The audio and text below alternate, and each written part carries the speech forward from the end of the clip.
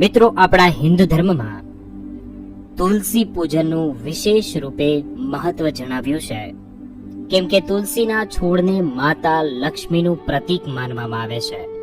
કહેવાય છે કે જે ઘરમાં રોજે તુલસીની પૂજા થાય છે એ ઘરમાં ક્યારેય પણ દરિદ્રતા અને દુર્ભાગ્યનો વાસ થતો નથી, અને જે ઘરમાં હંમેશા માતા લક્ષ્મીનો વાસ રહે છે.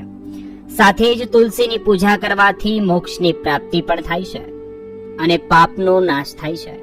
કહેવાય છે જે ઘરમાં તુલસીનો છોડ હોય છે ત્યાં દેવી અને દેવતાઓ નિવાસ કરે છે, અને તુલસી માતાએ ઘરની નકારાત્મક ઉર્જા સમાપ્ત કરી દે છે અને ઘરમાં ખાલી સકારાત્મક ઉર્જાનો સંચાર કરે છે.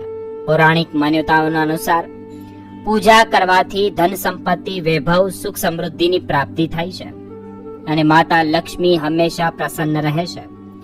પુરાણોની વાત માનીએ તો પુરાણો અનુસાર જ્યાં તુલસીનો છોડ છે ત્યાં બ્રહ્મા, વિષ્ણુ, મહેશ ત્રિદેવનો વાસ હોય છે, અને તુલસીની પૂજા કરવાથી મહાપાપ પણ રીતે નષ્ટ થઈ જાય છે, જેમ કે સૂર્યનો ઉદય થવાથી અંધકાર નષ્ટ થાય છે. મિત્રો, તમારા ઘરમાં ગ્રહ કલેશ હોય કે પછી ઘરમાં હંમેશા ગરીબી રહે છે, પૈસા આવે તો છે પરંતુ ટકતા નથી, અને જીવનમાં કોઈને કોઈ પરેશાનીઓ, મુશ્કેલીઓ આવતી રહે છે, તો આજે અમે તમને એક ખાસ મંત્ર વિશે જણાવવા જઈ રહ્યા છીએ. જો તમે આ મંત્રનો જાપ તુલસી પૂજન દરમિયાન કરો છો તો થોડા જ દિવસોની અંદર જ તમારી દરેક મુશ્કેલીઓ દૂર થઈ જશે અને ઘરમાં સ્થાયી રૂપે માતા લક્ષ્મીનો વાસ થશે, અને ઘરમાં ખુશીઓનું વાતાવરણ બની રહેશે, અને ઘરમાં ક્યારેય પણ દરિદ્રતાનો વાસ નહીં થાય. તો આવો જાણીએ આ ખાસ મંત્ર વિશે.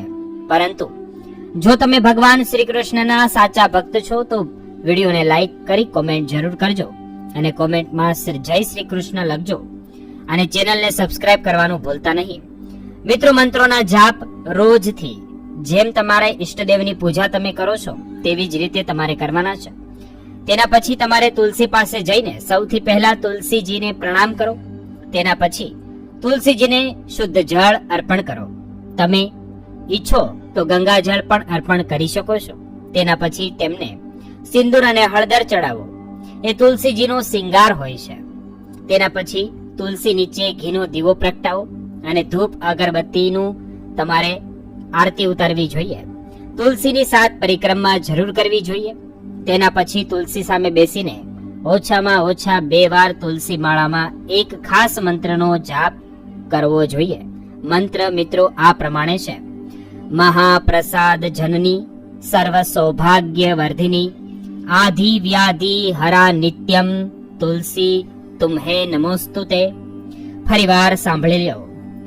મહાપ્રસાદ જનની, સર્વ સૌભાગ્ય વર્ધની, આધિ વ્યાધિ હરા નિત્યમ, તુલસી તુમ્હે નમોસ્તુતે.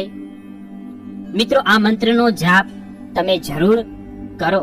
મંત્ર જાપ પછી તમારે બધી જ મનોકામના તુલસીજીને કહેવાની છે અને સ્પર્શ કરીને તમારે બોલવાની છે. તમારી જે પણ મુશ્કેલીઓ આવી રહી હોય તે ભગવાન સુધી પહોંચે તેવી રીતે તમારે બોલવી જોઈએ. અને તુલસીજી ભગવાન વિષ્ણુને ખૂબ જ પ્રિય છે. તેના સિવાય ભગવાન વિષ્ણુની આરાધના બ્રહ્માજી પણ કરે છે, સાથે જ શિવ પણ કરે છે, એટલે કે ત્રિદેવની કૃપા તમારા ઉપર રહેશે. તો મિત્રો, આ મંત્રનો પ્રભાવથી ભગવાનને પણ તમારી ઈચ્છા જરૂર પૂરી કરવી જ પડશે. તો ચાલો ફરીથી મળીશું નવા વિડીયો સાથે. આભાર.